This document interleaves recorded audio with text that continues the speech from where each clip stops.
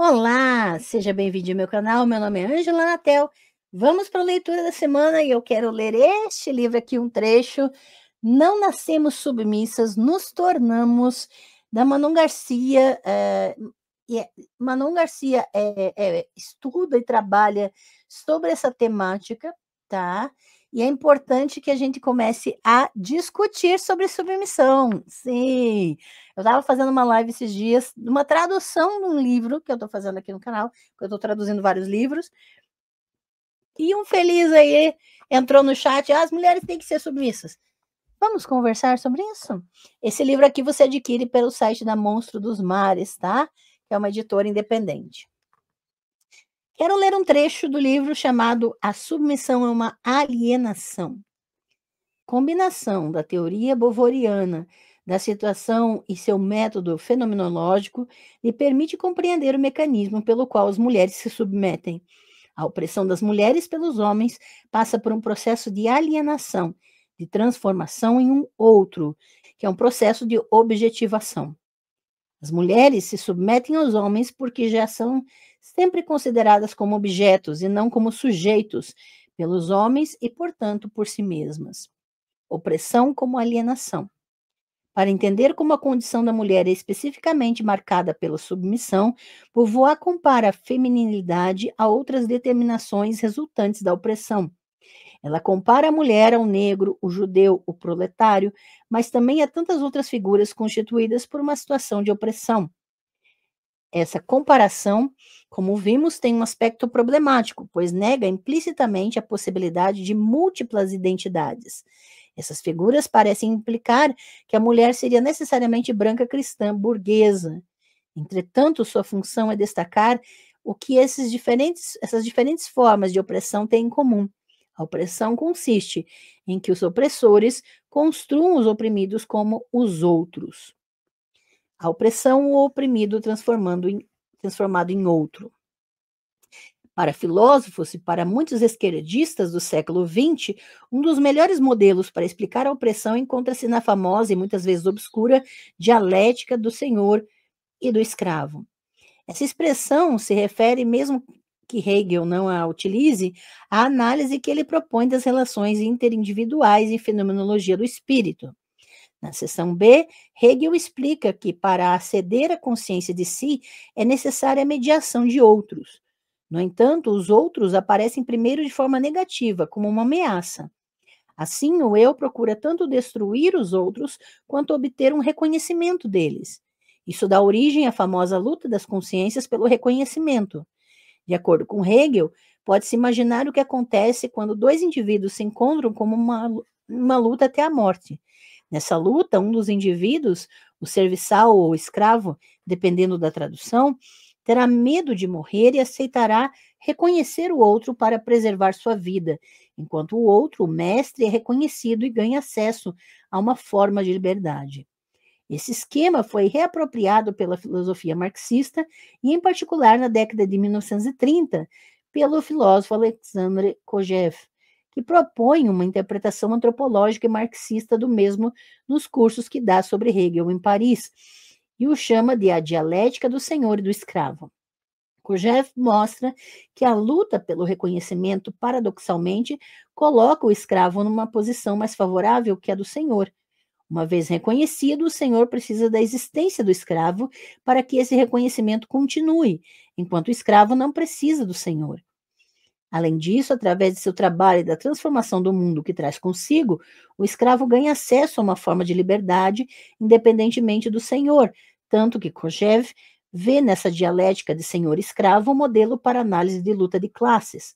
O escravo cria algo através do seu trabalho, reconhece a si mesmo nessa criação e assim cria novas condições que lhe permitem retomar a luta pelo reconhecimento.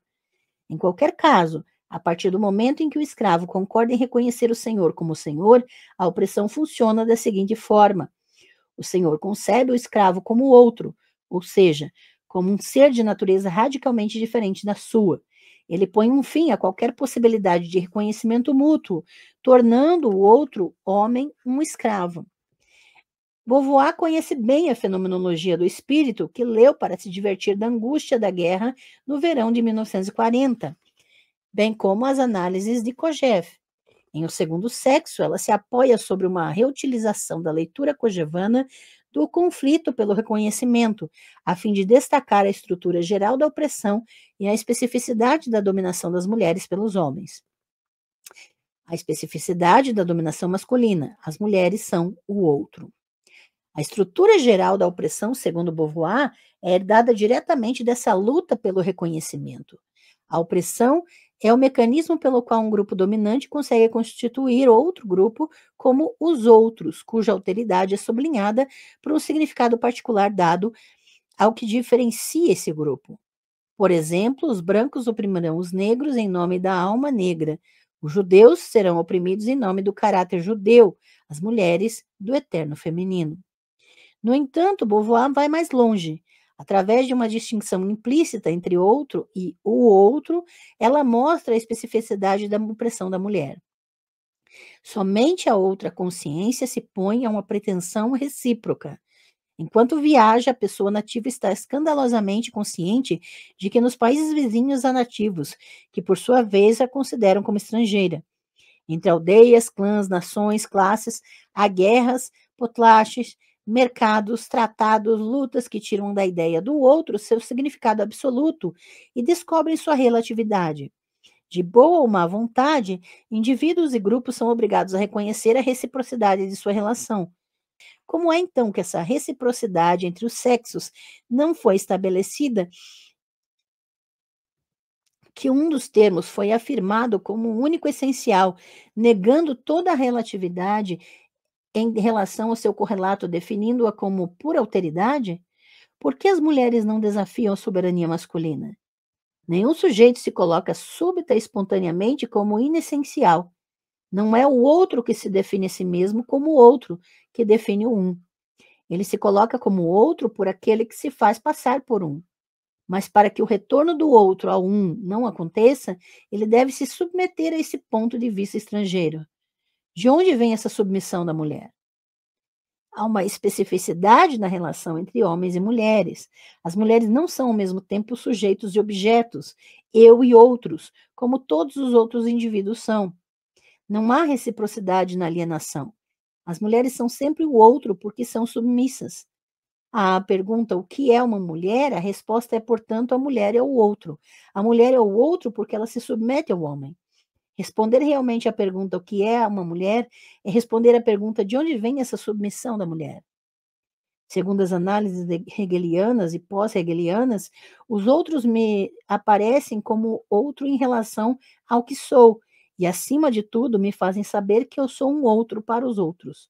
No entanto, a vida cotidiana traz constantemente à tona a dimensão relativa e recíproca dessa alteridade. Como Sartre já demonstrou em suas análises do olhar, posso ver que o outro se vê como um e me percebe como outro. Então eu sou outro para os outros, um sujeito para mim mesmo. Por outro lado, a mulher é constituída pelo homem como outro, ou seja, como uma alteridade absoluta e não relativa. E eu quero ler apenas até aqui para você perceber que esse material bem aprofundado, não nascemos submissas, nos tornamos, vai trazer toda a filosofia, a base filosófica para a submissão da mulher, em que a mulher se torna objeto e não sujeito das ações. Então, objeto nesse sentido, ela apenas recebe as ações, ela apenas ela sofre as ações do sujeito masculino, né? Da performance masculina. E aqui fica a dica para essa leitura importantíssima. E quando você quiser repetir como um papagaio que mulheres devem ser submissas, que você se embase filosoficamente e entenda o que você está realmente dizendo nesta sociedade em que vivemos. Fica aqui a dica da leitura. Boas leituras, ótima semana e até a próxima.